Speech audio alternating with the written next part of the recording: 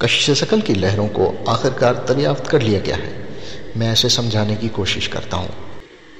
1915 میں Albert Einstein نے کشش ثقل کا نیا نظریہ پیش کیا جسے عمومی نظریہ اضافت کہا جاتا ہے۔ اس کا بنیادی تصور یہ ہے کہ کشش ثقل محض اسپیس ٹائم میں خم آ جانے کا نام ہے۔ اس کے اگلے ہی سال آئنسٹائن نے اس نظریے میں مزید اضافہ کیا۔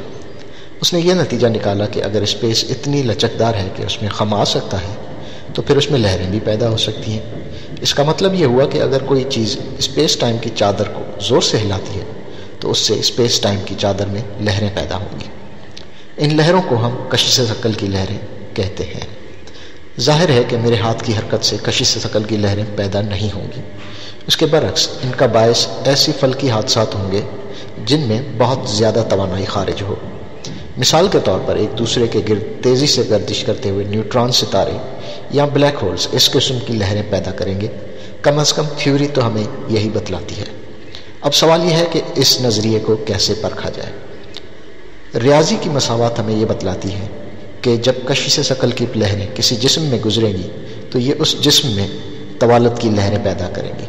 اس تصویر میں آپ کو زمین کو ان لہروں کے نتیجے میں حرکت کرتا دیکھ سکتے ہیں، لیکن اس تصویر میں جان بوجھ کر اس مظہر کو بہت بڑا چڑھا کر دکھایا گیا ہے تاکہ آپ اس کے اثرات کو سمجھ سکیں۔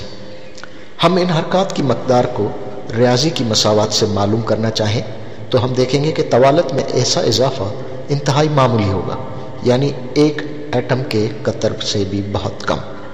یہی وجہ ہے کہ انہیں دریافت کرنا بہت مشکل ہے، لیکن لیگو کی ٹیم نے یہ کام کر دکھایا۔ اس کام کے لیے امریکہ میں موجود 2 ڈیٹیکٹرز استعمال کیے گئے، ان میں سے ایک لوزیانا اسٹیٹ میں ہے اور دوسرا واشنگٹن اسٹیٹ میں۔ ان ڈیٹیکٹرز میں ایک لیزر شعاع استعمال کی جاتی ہے جسے تقسیم کر کے 4 کلومیٹر لمبی 2 سرنگوں میں بھیجا جاتا ہے، جن میں سے تمام ہوا خارج کر دی جاتی ہے اور جو ایک دوسرے سے 90 ڈگری پر ہیں۔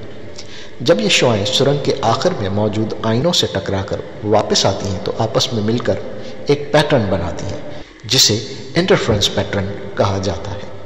اگر کشش ثقل کی لہریں اس ڈیٹیکٹر میں سے گزریں تو ان سرنگوں کی لمبائی لہروں کے ساتھ نہ صرف تبدیل ہوگی بلکہ دونوں سرنگوں میں اس تبدیلی کی مقدار مختلف ہوگی، جس وجہ سے انٹرفرنس پیٹرن میں تبدیلی آئے گی۔ لیگو ٹیم نے اس پیٹرن میں اسی تبدیلی کا مشاہدہ کیا ہے۔ یہ کشش ثقل کی لہروں کی پہلی بار دریافت ہے۔ یہ ایک بہت بڑی خبر ہے۔ یہ دن سائنس کی تاریخ میں ایک یادگار دن کے طور پر جانا جائے گا۔ اس کی وجہ صرف یہ نہیں کہ یہ آئنسٹائن کے نظریات کی ایک اور تصدیق ہے۔ صدیوں سے ہم کائنات پر تحقیق روشنی کی شعاؤں کے ذریعے کرتے رہے ہیں جو برقی مقناطیسی لہریں ہیں۔ اس نئی دریافت کی بدولت اب ہم کشش ثقل کی لہروں کے ذریعے بھی کائنات کے راز افشا کر پائیں گے۔